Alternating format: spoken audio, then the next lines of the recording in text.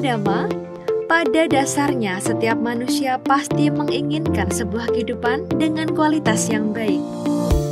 Tapi tahukah kita bagaimana cara mewujudkan kehidupan yang berkualitas baik tersebut?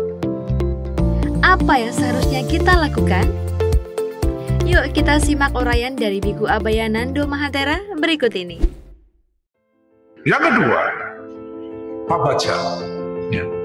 Apa itu pabaja? Pabaja itu pelepasan. Ya, melepaskan pikiran buruk, melepaskan ya, pengotor batin, melepaskan ya, kemelekatan sifat pikir dan sebagainya. Ya. Nah, untuk bisa melakukan itu ya kita harus latihan, ya,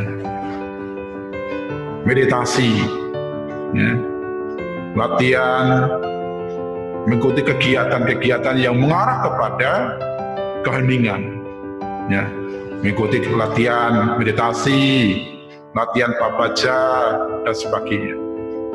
Jadi latihan melepaskan keduniawian, ya.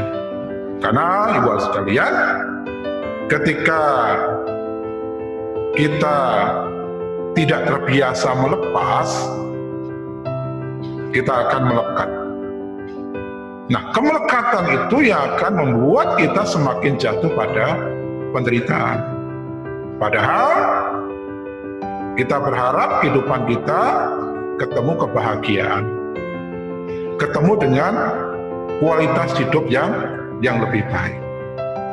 Nah, dengan latihan melepas, ya, maka secara bertahap, buat sekalian, nanti kita juga akan mengarah pada kualitas hidup.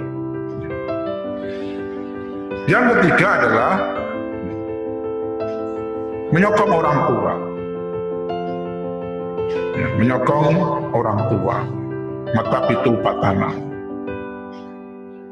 Nah, kalau berkaitan dengan patidana, ya, kenapa kita melakukan patidana kepada orang tua kita, utamanya ya, kepada orang tua yang sudah meninggal?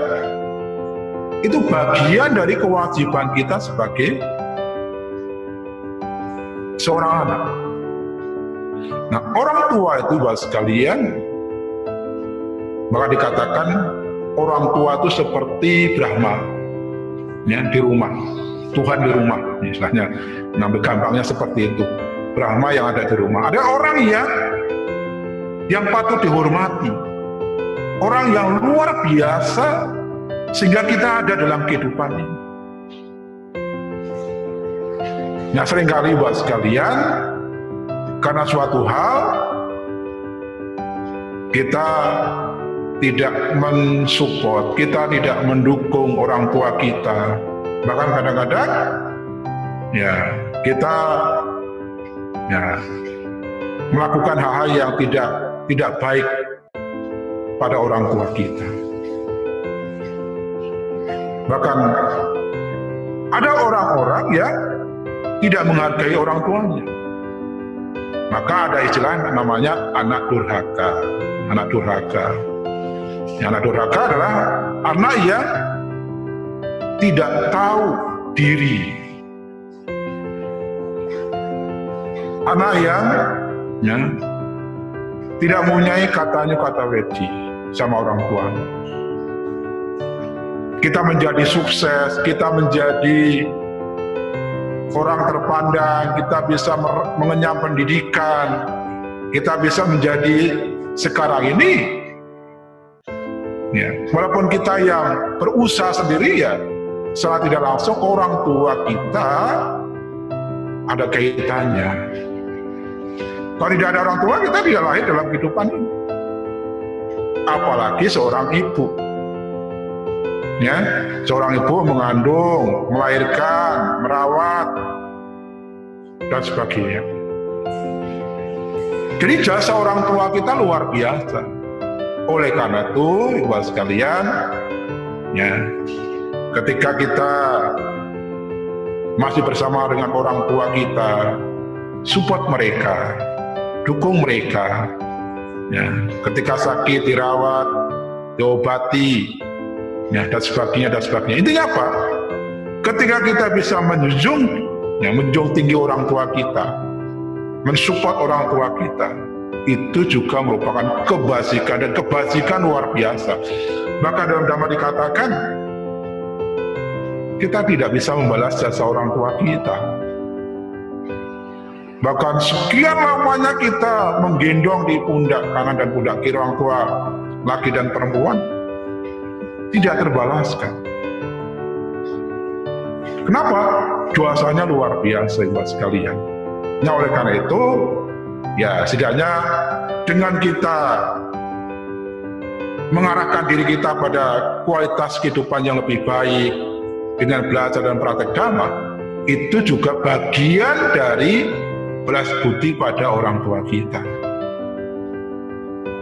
Nah, ketika orang tua kita masih hidup, ya kita bisa support dengan materi, merawat, menjaganya, ya, dan sebagainya.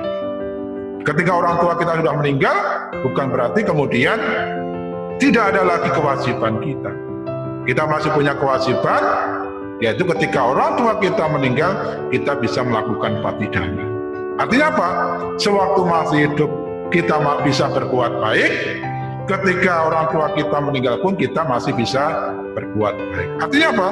Ya, berbuat baik kepada orang tua kita ya sepanjang masa. Sepanjang masa. Nah, ketika kita bisa melakukan ini, buat sekalian, itu luar biasa. Kita menjadi anak yang tahu budi. Kita menjadi anak yang ya mempunyai rasa bakti, rasa hormat yang luar biasa kepada orang tua kita. Nah, itulah 3 Dhamma. Ya, 3 Dhamma yang bisa mengkondisikan kita menjadi orang baik, menjadi orang berkualitas. Yang pertama, mengembangkan kerelaan. Yang kedua, ya, melatih pelepasan. Yang ketiga, mendukung, mensupport orang tua kita. Demikianlah sahabat Dhamma, telah kita ketahui bersama bahwa untuk bisa mendapatkan kehidupan dengan kualitas yang baik, maka ada 3 hal yang harus kita lakukan. Pertama, adalah dengan mengembangkan kerelaan dan sering melakukan dana.